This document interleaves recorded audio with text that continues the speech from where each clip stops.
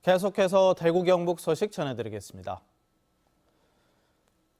권영진 대구시장 재판 결과가 오늘 나옵니다. 검찰은 선거법 위반 혐의로 벌금 150만 원을 구형했는데 법원의 판단이 궁금합니다. 강은희 대구교육감 사건도 역시 기소 의견으로 검찰에 송치되면서 대구시장, 대구교육감 2명이 동시에 사법처리 수순을 받게 됐습니다. 윤태호 기자가 보도합니다. 권영진 대구시장은 지방선거를 앞두고 초등학교 총동창회 체육대회에서 또 자유한국당 달성군수 후보 선거사무소에서 지지 발언을 한 혐의로 기소됐습니다.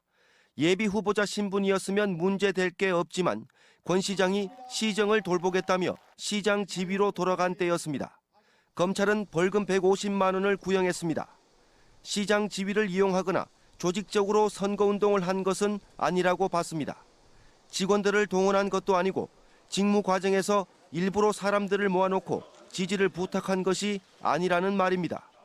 시민사회단체는 대구시장이 2번이나 불법 선거운동을 했기 때문에 더 엄하게 처벌해야 한다고 주장하고 있습니다.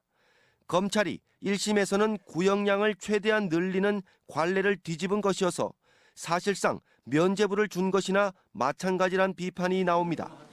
남은 절차는 재판부의 판단. 권 시장 선고 공판은 오늘 오전 9시 30분 대구지법 제11형사부 손현찬 부장판사 심리로 열립니다. 손 부장판사는 한국당 이재만 전 최고위원 선거법 위반 사건 피고인들에게 징역형 집행유예를 잇따라 선고했습니다. 선거 공보물 등의 정당 이력을 써 선거법 위반 혐의를 받는 강은희 대구교육감도 경찰이 어제 기소 의견으로 검찰에 송치했습니다.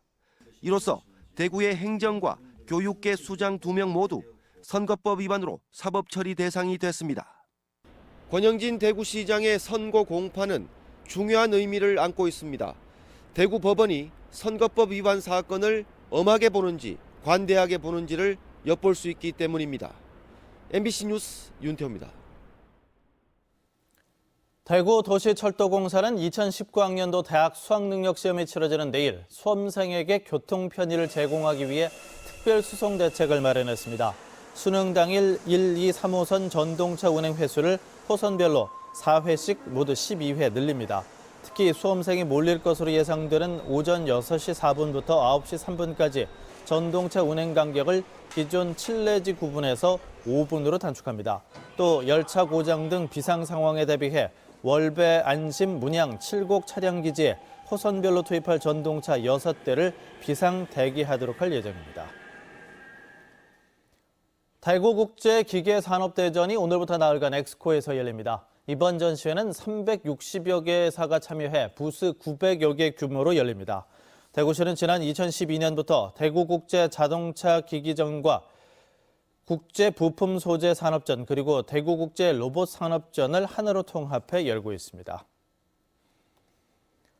수입산 과일에 밀려 감소하는 사과 소비를 촉진하기 위한 2018년 경북 착한 사과 페스티벌이 서울에서 열리고 있습니다. 올해로 13회째를 맞는 이번 축제는 어제 서울광장에서 이철우 경북지사와 손규삼 대구 경북 능금농협장, 사과 재배농민 등 1000여 명이 참석한 가운데 개막됐습니다.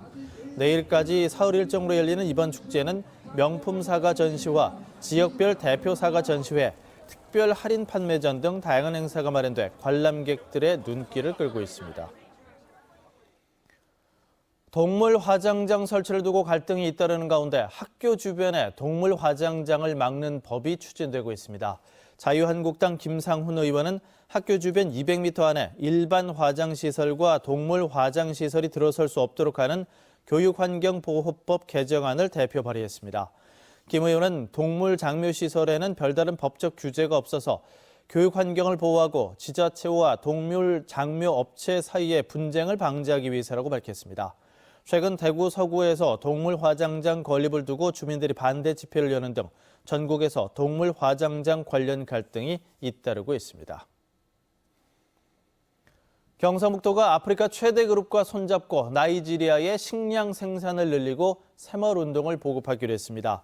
경상북도는 아프리카 최대 재벌인 단고테 그룹과 함께 나이지리아의 빈곤을 퇴치하기 위해서 식량 증산 프로젝트를 중심으로 새마을 운동을 보급합니다. 경상북도는 농업기술원과 새마을 세계화재단, 전문가들을 파견해서 쌀 품종 보급과 새마을 운동 정신을 전파할 계획입니다. MBC 뉴스를 마칩니다. 고맙습니다.